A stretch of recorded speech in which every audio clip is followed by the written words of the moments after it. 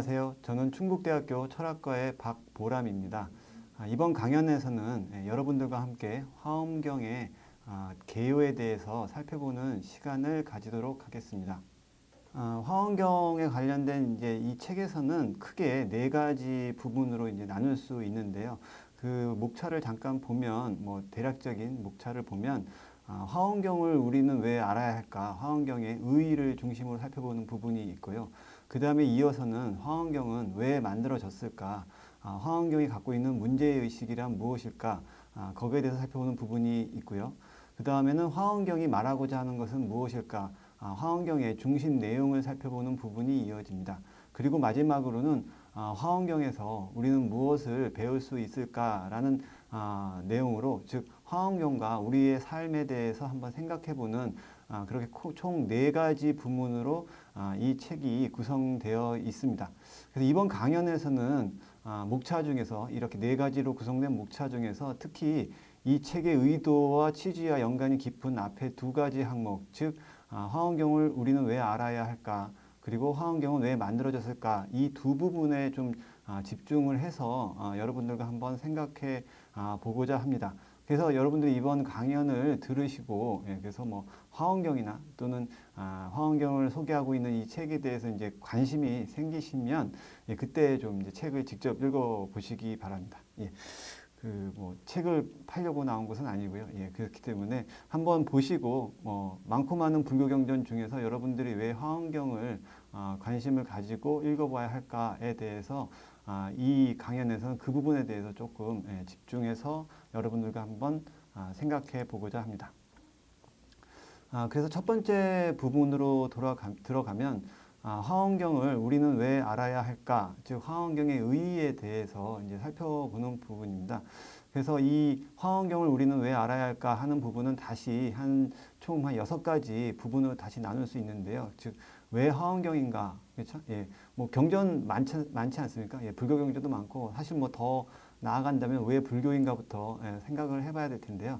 어쨌든 왜 화엄경인가에 대해서 한번 생각을 해보고 그 다음에는 그 화엄경도 기본적으로는 불교의 한 부분이기 때문에 불교의 어떤 목표와 방법과 내용을 살펴봄으로써 화엄경을 들어가기 앞서서 기초를 다진다고 할까요? 그러한 부분을 한번 생각해보는 부분을 불교의 목표와 방법과 내용에서 다루어 보도록 하겠습니다. 그리고 나와 나의 이익, 그 다음에 불설과 설불, 나와 화엄경, 그리고 이 책이 의지하는 곳, 이 정도의 부문으로 첫 번째 화엄경을 우리는 왜 알아야 할까가 구성되어 있습니다. 그래서 화엄경을 우리는 왜 알아야 할까? 화엄경의 의의 중에서 이제 첫 번째 부분인 왜 화엄경인가라는 부분인데요. 먼저 그 화엄경을 우리는 왜 알아야 할까라고 이제 제목이 이렇게 나오면 먼저 이런 생각을 하는 분들도 계실 거라고 생각합니다. 화엄경 왜 우리가 알아야 되느냐? 꼭 알아야 할까? 그 다음에 이 왜 알아야 할까라는 질문은 여러분들은 입장에서 생각을 해본다면 여러분은 왜 화엄경 또 그리고 화엄경에 대해서 다루고 있는 이 책에 대해서 왜 관심을 가지고 계신가? 라고 생각을 해볼 수 있는데요. 저는 사실 그게 궁금하긴 한데요. 근데 화엄경이 여러분이 어떤 이유에서 어떤 연유에서 관심을 가지게 되는지는 저마다의 다 사정이 있을 거라고 생각을 하지만 화엄경은 기본적으로 저의 개인적인 생각으로는 또 제가 이때까지 공부한 바로는 행복에 관한 것이라고 생각을 합니다. 즉 우리가 이제 많은 대다수의 사람들이 인생의 목표라고 할 수 있는, 물론 사람에 따라서는 나의 인생의 목표는 행복이 아니다라고 하시는 분도 계실런지는 모르겠지만 많은 경우에 있어서 많은 사람들이 인생의 어떤 가장 총괄적인 아니면 가장 큰 아니면 가장 총합적인 목표로서 행복을 꼽는 사람들이 있을 수 있는데요. 그렇다고 한다면 화엄경은 행복에 관한 것이라고 생각을 하기 때문에 만약에 행복에 관심이 있으신 분들이라면 그 행복이 무엇이고 그 다음에 그 행복을 어떻게 추구해야 하고 그리고 그 행복이 달성됐을 때 어떠한 삶을 누릴 수 있는가에 대해서 관심이 있으신다면 화엄경은 그러한 행복을 추구하는 사람들한테 하나의 참고 자료가 될 수 있지 않을까라는 생각을 저는 가지고 있습니다. 그래서 행복에 관심이 있으시다면 뭐 꼭 화환경이 여러분들이 추구하는 행복과 꼭 맞는지 안 맞는지는 뭐 여러분마다 다 틀리겠지만 한번 관심을 가지고 살펴보아도 뭐 좋은 참고, 여러분의 행복을 추구하는데 좋은 참고가 되지 않을까라고 이제 생각을 하고 있습니다. 그래서 그 화환경을 만약에 이제 화환경은 행복을 다루고 있는데 뭐 여러분들이 생각하는 행복이 다 다르겠지만 그렇다면 이제 화환경도 불교의 이제 하나입니다. 즉 석가모니 붓다에 의해서 창시된 불교가 있고 그 불교가 시대와 장소를 달리하면서 여러 가지로 이제 다양한 모습으로 변화하면서 여기까지 이제 이루어오는 과정 중에서 화환경이라는 대승경전 중에 하나인 화환경이 이제 출현하게 되었는데요. 그렇기 때문에 화환경도 이제 불교의 하나입니다. 따라서 화환경을 이해하고 화환경이 다루고 있는 행복에 대해서 이해하기 위해서는 그러니까 화환경이 불교이기 때문에 불교의 어떤 기본적인 취지, 즉 불교가 무엇을 하자는 것인가에 대한 이해 없이는 화환경 또한 이해하기가 조금 힘들다고 저는 생각을 합니다. 그래서 화환경에 본격적으로 들어가기 앞서서 불교가 무엇을 하자는 것인가, 그리고 그것을 어떻게 이루려고 하는 것인가에 대해서 간단하게 살펴보고 그 연장선상에서 화환경의 내용, 즉 행복에 대해서 살펴보도록 하겠습니다.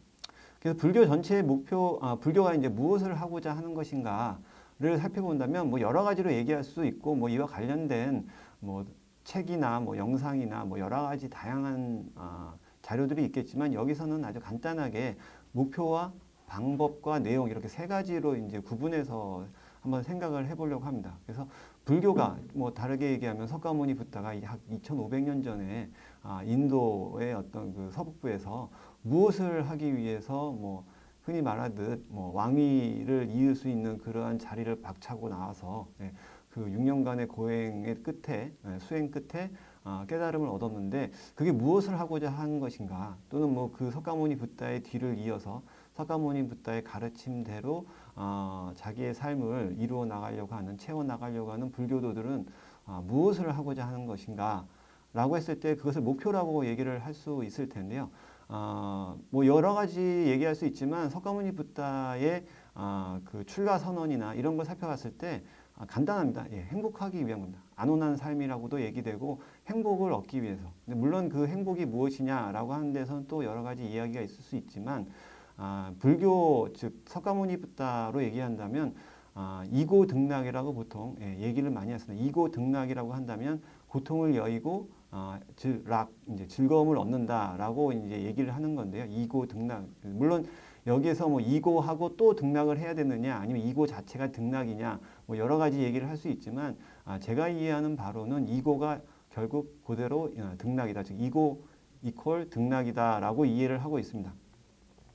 그래서 이제 지금 여기에 나의 삶은 여러 종류의 고통이 뭐 폭류처럼 끊임없이 흐르는 것이기에 지금 여기에 나가 목표로 해야 할 것은 석가모니 붓다가 이해한다면, 또는 뭐 불교에 이해한다면 그 지금의 여기에 나가 목표로 해야 할 궁극의 행복은 어떤 감각적 쾌락으로 고통을 무마시키는 것이 아니라 이제 그 고통 그 자체를 여의는 것, 그것이 행복이다라고 생각하는 것이 석가모니 붓다 이래의 불교의 어떤 입장이라고 할 수 있습니다. 그렇기 때문에 여러분들이 뭐 불교에 관심을 가지고 또 나아가서 뭐 화환경에 관심을 가지실 때 만약에 행복을 추구하신다면 내가 생각하는 행복은 그게 아닌데, 예를 들어서 나는 감각적 쾌락을 추구하는 게 행복이라고 생각하신다면 그렇다면은 불교와는 약간 좀 그 결을 달리하는 행복이기 때문에 그 경우에 만약에 여러분의 행복을 구체화하실 때는 그런 경우라면 불교는 불교가 도움이 되지 않을 가능성이 상당히 높다고 저는 생각을 합니다. 불교에서 추구하는 행복은 우리가 살면서 어쩔 수 없이 겪게 되는 고통을 제거하는 것이 그것이 가장 완벽한 행복이라고 이해를 하기 때문에 어떤 감각적 쾌락을 추구하는 바는 아니라고 생각을 할 수 있습니다. 그래서 고통을 완전히 없애기 위해서는 뭐 여러 가지 우리가 흔히 그 육체적인 병이 걸렸을 때도 고통이 따르죠. 그 고통을 이제 없애기 위해서 두 가지 요법이 있다고 할 수 있습니다. 하나는 대증요법이고 하나는 원인요법이라고 보통 얘기를 하는데요. 이제 뭐 진통제를 투여하는 건 대증요법이라고 할 수 있죠. 일단은 이제 고통을 완화시키기 위해서 뭐 진통제를 투여한다거나 뭐 등등의 그 원인과 관계없는 그러한 치료법이 있을 수 있고, 또 하나는 고통의 원인을 찾아서 제거하는 원인요법이 있을 수 있습니다. 근데 불교 입장에서는 고통을 근본적으로 완벽하게 다시 돌이키지 않을 단계로 넘어가기, 즉 고통을 완전히 제거하기 위해서는 대증요법이 아니라 원인요법이 필요하다고 생각을 하고 있습니다. 물론 그렇다고 해서 대증요법이 불필요하다, 죄악시하는 것이 아니라 결과적으로는 궁극적으로는 원인요법이 필요하다. 대증요법도 뭐 병행할 수 있지만 궁극적으로는 원인요법이 필요하다라고 생각을 하고 있습니다. 근데 그러면 그 불교가 생각하는 인간들이 살면서, 사람들이 살면서 겪을 수밖에 없다고 생각하는 고통의 근본 원인은 무엇인가? 불교는 이러한 모든 고통의 근본 원인을 지금 여기에 있는 나의 참 모습을 알지 못하는 것에서 비롯된다고 보는 것이 석가모니 붓다 이래의 고통의 원인이라고 이제 판단하는 게 불교의 입장이라고 생각을 합니다. 즉 나의 참모습을 알지 못하기 때문에 거짓된 나에 집착을 하고, 그 집착으로부터 그 고통이 일어난다라는 게 뭐 여러 가지로 얘기할 수 있습니다. 즉 무명으로부터 해서 행이 일어나고, 그래서 식이 일어나고 해서 이제 십이연기가 이루어진다라고도 얘기할 수 있고, 하여튼 이 모든 고통의 원인을 나에 대한 잘못된 파악이라고 이해를 하는데요. 따라서 만약에 여기에 동의하신다면 해답은 간단합니다. 해답은 뭐냐면 이 고통을 없앨 수 있는, 근본적으로 없앨 수 있는 방법은 두 번째 항목이 되는데요. 즉 나를 여실하게 아는 것입니다.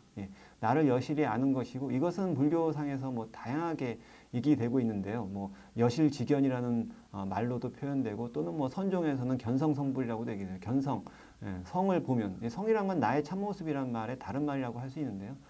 나의 참된 본성을 보면 안다는 얘기겠죠. 성불한다, 부처를 이룬다, 뭐 이러고 뭐 또 뭐 선종에 또 선 얘기를 하면 그렇지만 뭐 나의 주인공은 무엇인가, 아니면 본래 면목 또는 뭐 본지품강 뭐 등등 다 이것이 참나의 모습을 여실히 아는 것을 통해서 이고등락하고자 하는 불교의 어떤 일관된 노력을 얘기하는 어구들이라고 얘기할 수 있습니다. 그랬을 때 그럼 불교가 바라보는 참된 나의 참모습은 무엇이냐?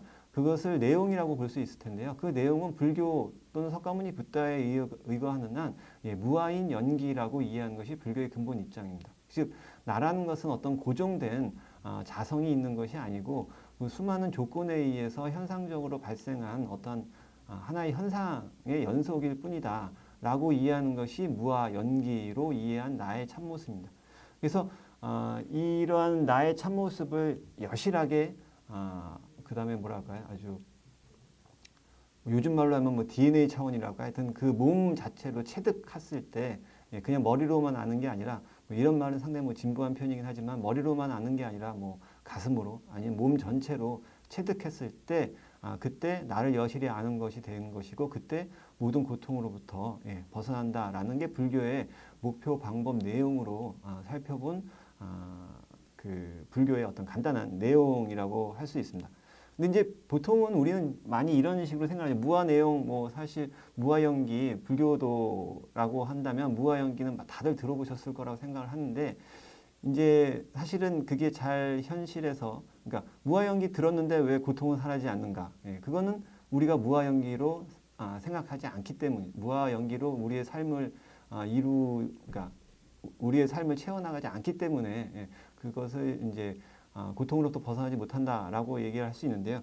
보통은 이제 여러분들이 지금 모니터 앞에서 이 영상을 보고 계실 텐데요. 뭐 스마트폰으로 보실 수도 있고 뭐 여러 가지 매체를 통해서 보실 텐데, 우리는 기본적으로 이런 생각을 많이 하죠. 지금 내가 이 영상을 보고 있고 보는데 너무 재미없어서 끄고 다시 게임을 할까? 아니면 뭐 좀 이따가 뭐 친구들이랑 밥을 먹을까? 뭐 이런 생각을 하는데, 그 기본적으로는 내가 있고 그 내가 밥도 먹다가 영상도 보다가 뭐 이런 식의 이제 생각을 많이 갖고 있죠.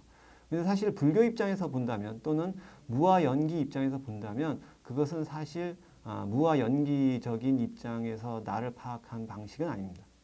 기본적으로 내가 있고 그놈이 밥도 먹고 그놈이 뭐 강연도 보고 그놈이 뭐 게임도 한다라고 하는 것은 사실은 무아적인 입장이 아니라 유아적인, 즉 내가 있다라고 하는 그러한 입장에서 우리의 일상생활을 우리가 알게 모르게 생활을 하고 있기 때문에 그 나에 대해서 이제 집착을 할 수밖에 없는 게 우리가 태어난 일에 뭐 좋게 얘기하면 사회화고 또 나쁘게 말하면 어떻게 자기를 잘 알지 못하게 된 어떤 잘못된 착각에 빠져 산다라고 얘기할 수 있는 거죠.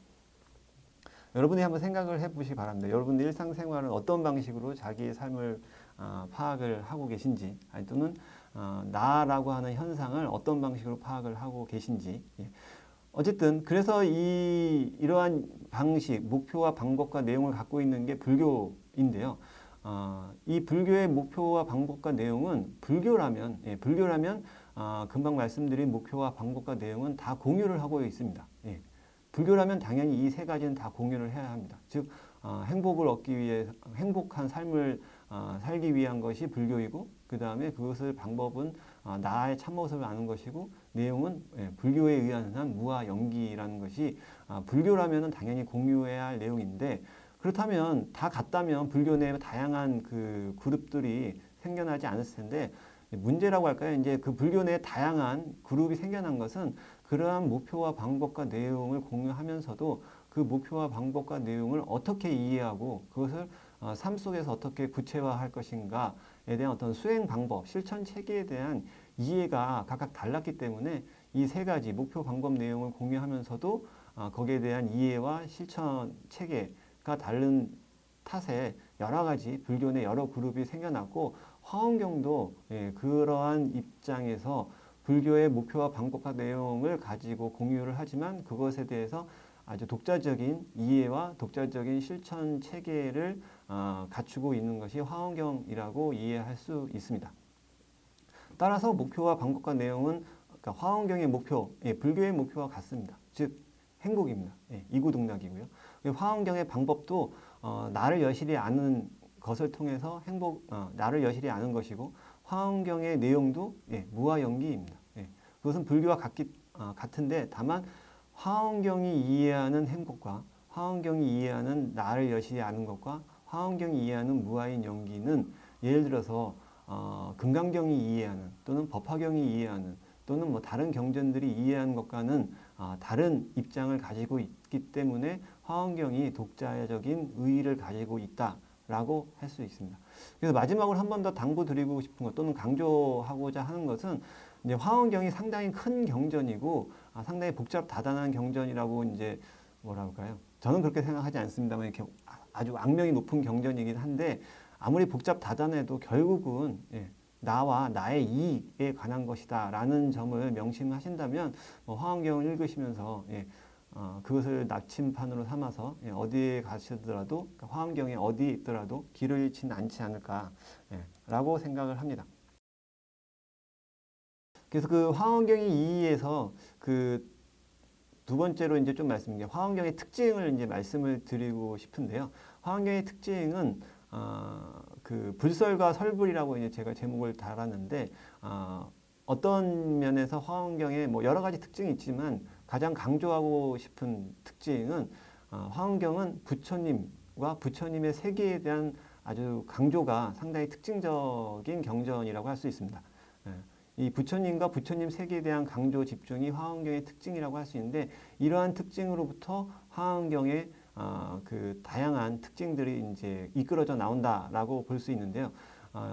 그것을 어떻게 이제 살펴볼 수 있냐면 불설과 설불이라는 말로 살펴볼 수 있는데 이제 불설 경전이라고 한다면 뭐 여러분들이 알고 계시는 많은 다른 대승경전들 뭐 예를 들어서 뭐 유마경이라든가 그 대부분의 경전들은 뭐 불설 부모운증경이라든가 아니면 뭐 금강경이라든가 불교 대승경전의 뭐 대표 주자라고 할 수 있는 금강경이라든가 이런 경전들을 보면 대부분은 부처님께서 뭐 석가모니 부처님이 되실 수도 있겠지만 또는 뭐 석가모니 부처님의 가피를 받은 뭐 보살님들이나 어쨌든 부처님께서 나오셔가지고 부처님께서 그 불교의 목표와 방법과 내용에 대해서 설하시는 경전들이 대부분의 경전이고 그것을 이제 통칭해서 불설경전이라고 합니다. 부처님이 설하시는 경전이다라고 해서 불설경전이라고 보통 얘기를 하는데 뭐 물론 예외도 있습니다. 뭐 융화경이나 승만경은 부처님이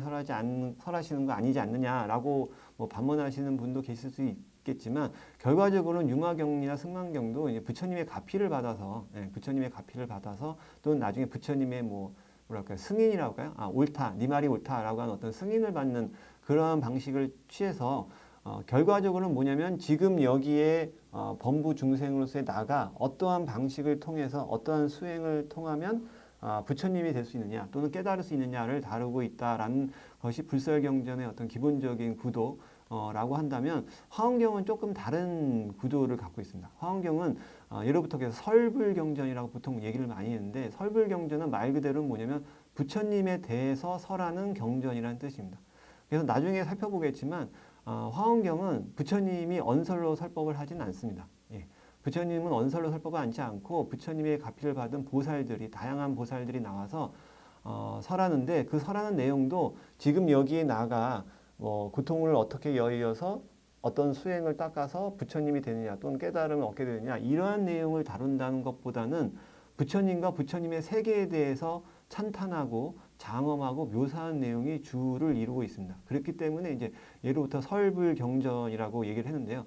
그래서 화엄경과 다른 경전들의 특징을 얘기한다면 설불경전이라는 점에서 찾아볼 수 있는데 그래서 만약에 화엄경이 이처럼 부처님과 부처님 세계에 관한 것이라고 한다면 또 다른 의문이 있을 수 있습니다. 아니면 그럼 뭐 부처님 세계에 관한 거라면 지금 여기서 고통받고 있는 나와 무슨 관계가 있냐라는 거죠. 부처님 세계 좋은데 그게 지금 난 여기서 막 고통받고 있는데 그게 나한테 무슨 이득이 있을 것인가? 화엄경을 읽고 그런 것이 무슨 이득이 있을 것인가? 라고 생각을 할 수 있는데 이 지점에서 이제 화엄경이 바라보는 나에 대한 어떤 독특한 입장이 드러나게 됩니다. 그러니까 화엄경은 아까 말씀드린 바와 같이 부처님과 부처님 세계에 관한 것이긴 한데 근데 그 화엄경이 바라보는 나는 무엇이냐면 화엄경의 입장은 지금 여기에 나가 온전히 그대로 부처님이라는 입장을 가지고 있습니다.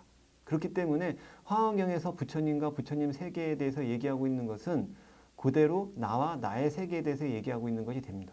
예, 뭐 논리적으로 따지면 그렇게 되겠죠. 지금 여기에 나가 부처님이라고 화엄경은 바라보고 있기 때문에 화엄경에서 얘기하고 있는 부처님과 부처님 세계에 대한 얘기는 곧 나와 나의 세계에 대한 얘기가 된다라고 이해를 할 수 있습니다.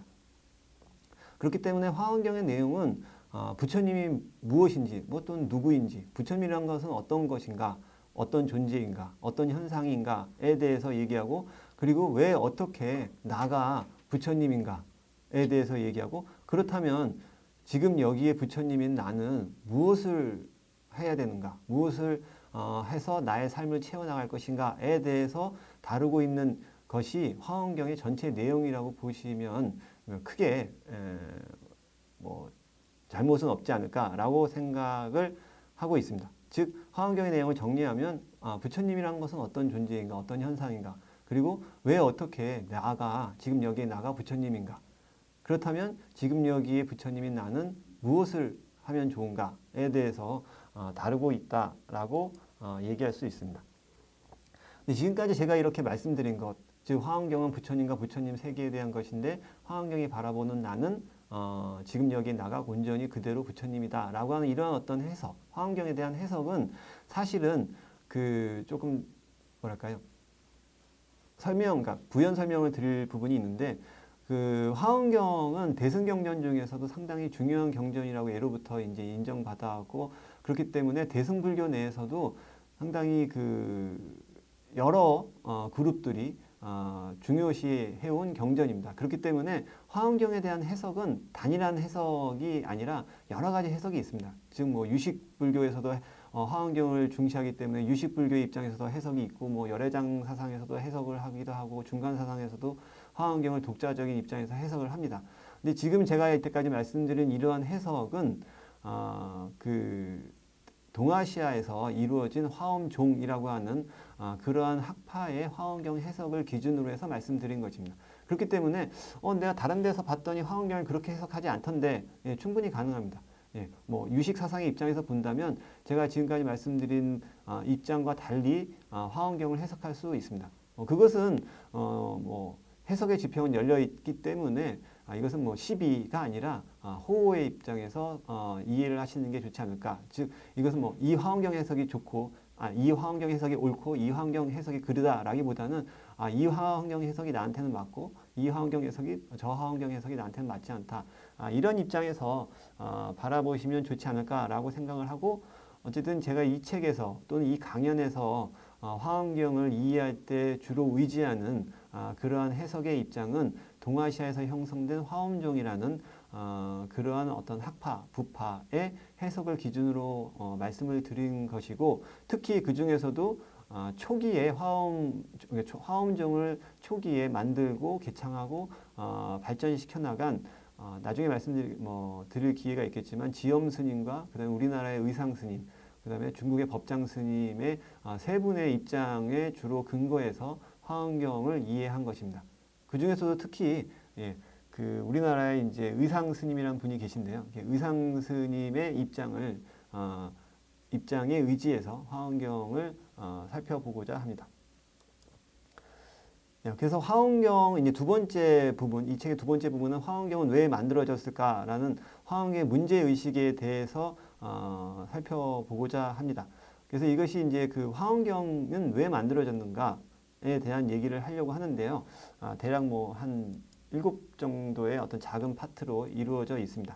그래서 먼저 화엄경은 왜 만들어졌을까? 화엄경의 문제의식은 뭔가라고 이제 생각을 해봤을 때 저는 화엄경은 왜 만들어졌을까 하면은 저는 그런 생각이 먼저 들었습니다. 화엄경은 왜 만들어졌을까 하면 화엄경은 만들어진 것인가? 화엄경은 만들어진 것인가라는 질문이 떠오르고 왜냐면 왜 만들어졌을까를 알기 위해서는 왜 만들어진 게 만들어져야 되잖아요. 그렇죠? 근데 화엄경은 만들어졌는가에 대한 질문이 따라오고 그럼 화엄경이 만들어졌는가라는 질문을 답하기 위해서는 화엄경은 무엇인가라는 또 질문이 이제 계속해서 따라오는데요. 사실 답하기가 쉽지 않은 부분이긴 합니다. 그렇죠? 화엄경은 무엇인가? 무엇을 알려면 무엇에 대해서 알아야지만 안다라는 어떤 그 꼬리물기 같은 그 얘기이긴 한데 우리가 이제 화엄경이 무엇이냐라고 생각을 한다면 일단 가장 뭐 일상적으로는 매체, 그러니까 종이에 인쇄된 화엄경을 화엄경이라고 생각하시기가 이제 가장 가장 일반적이라고 생각을 할 수 있습니다. 근데 또 요새는 컴퓨터에 저장해서 그래서 모니터 화면으로 보는 경우도 많고 또는 그 전자책이나 또는 아니면 요새는 그 태블릿에서 화엄경을 보실 수도 있기 때문에 그런 경우에는 컴퓨터에 저장된 데이터를 화엄경이라고 생각할 수도 있고 또는 돌이나 나무에 새긴 경우에는 또 그것을 화엄경을 생각할 수도 있고 또는 제가 만약에 화엄경을 외우고 있다면 외우지는 못합니다만 예전에 외우고 계신 분들 많았다고 하던데 외우고 있으면 그 머릿속에 외우고 있는 그것도 화엄경이라고 할 수 있을 텐데요. 그러니까 즉 매체는 다양한 매체에 관계없이 그것을 다 화엄경이라고 할 수 있고 또 나아가서 언어의 측면에서 본다면 한글로 된 화엄경도 있고 영어로 된 화엄경도 있고 일본어로 된 화엄경도 있고 나아가서는 원래는 또 한문으로 번역된 것이 있고 또 더 원래는 인도 고대어로 된 화엄경도 있었을 것입니다.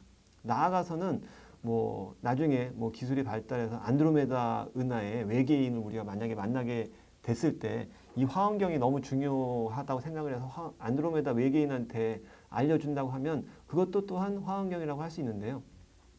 제가 이렇게 지지부진한 말씀을 드리냐면 화엄경이 생각하는 화엄경이 무엇이냐라고 했을 때 그 형태나 매체나 언어와 관계없이 나의 참모습을 여실히 무자람 없이 설해서 이야기해서 모든 존재들이 자신의 참모습대로 살아갈 수 있게 하는 가르침이면 모든 게 다 화엄경이다라고 생각하는 것이 화엄경이 생각하는 화엄경입니다. 조금 여러분이 생각하는 일상적으로 생각하는 경전의 입장과는 좀 다르게 다가올 수도 있는데요. 그렇기 때문에 그러한 입장을 조금 더 극단적으로 이제 그러니까 밀고 나간다면 지금 여기에 나라든가 아니면 여러분들이 지금 보고 계신 모니터라든가 아니면 태블릿이라든가 아니면 스마트폰 이러한 것들은 자기의 모습을 원래 다 얘기하고 있겠죠.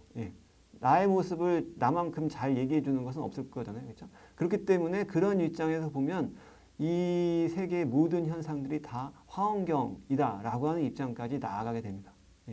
그렇기 때문에 물론 뭐 이 종이에 인쇄된 화환경도 화환경이지만 본래적인 의미에서 화환경이 진짜로 생각하는 화환경이라는 것은 나의 참모습을 알려주는 그러한 뭐랄까 현상이라고 존재는 다 화환경이라고 하는 생각을 갖고 있습니다. 그렇기 때문에 뭐 저도 화환경이고 여러분도 화환경이고 여러분이 보고 계신 스마트폰도 화환경이고 모니터도 화환경이라서 그것을 예로부터는 온 법계의 두두물물이 다 비로자나 진법신이 아니다라는 말을 이제 옛날 스님들이 말씀을 많이 하셨는데요.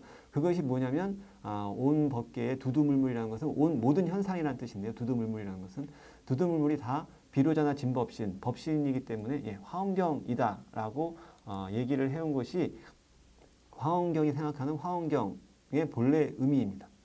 예, 그래서 온 세계 모든 현상이 화엄경이라고 한다면 이러한 화엄경은 언설이나 문자로 기록을 할 수가 없겠죠. 예, 그렇지만 극히 일부를 오해의 소지를 무릅쓰고 기록한 것이 이제 우리가 일반적으로 생각하는 화엄경이고 그것을 한정적으로 얘기할 때는 언설로 된 화엄경, 언설 화엄경이라고도 얘기를 할 수 있습니다.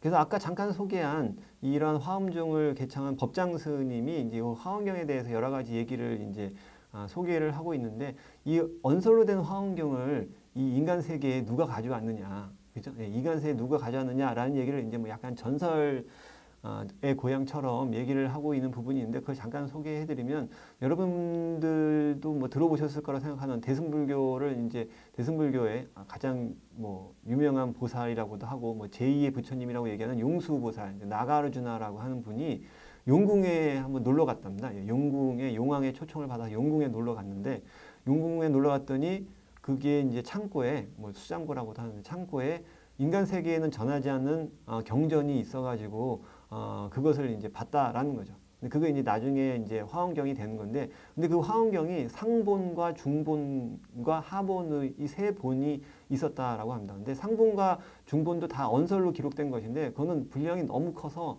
인간 세계에 가져올 수가 없고, 그래서 하본만 이게 이제 10만 개의 개송으로 이루어졌다라고 하는데, 그것을 용수보살이 한 번 보고 외워서 예, 그것을 이제 인간 세계에 다 윤궁에서 인간 세계를 와가지고 인도 그 당시 뭐 천축국이라고 했는데 인도에 이제 전래했다. 그것이 이제 보통 얘기하는 용수보살의 화엄경 용궁 장례설이라고 보통 얘기를 하는데 용궁에서 가져왔다라는 얘기가 되겠죠.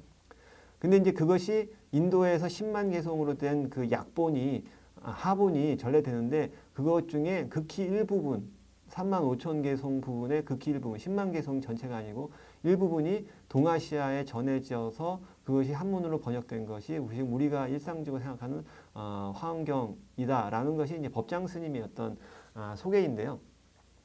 제가 아까부터 뭐 두두물물이 다 화엄경이다라부터 시작해서 뭐 용궁에 뭐 상본, 중본, 하본이 있었고 지금 우리가 한문으로 보는 것은 약본이다, 간략본이다라고 이제 이렇게 소개를 해드린 것은 화엄경을 어떤 정해진 틀에서만 보지 말자라는 어떤 그러한 말씀을 드리고자 이제 좀 약간 장황하게 말씀을 드렸고요.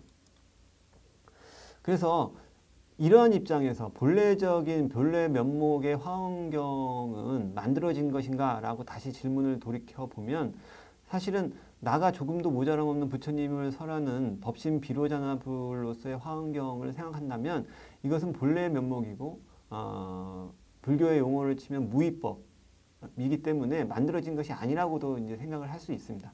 하지만 나가 법신 비로자나불 화엄경으로 인식하기 위해서는 또 나에 대한 올바른 깨달음이 필요하기 때문에 그런 측면에서는 또 중중무진의 인연이 필요하고 인연이 필요하다는 것은 유의법이라는 얘기고 그것은 또 그런 입장에서 파악한다면 만들어진 것이라고도 이해할 수가 있습니다.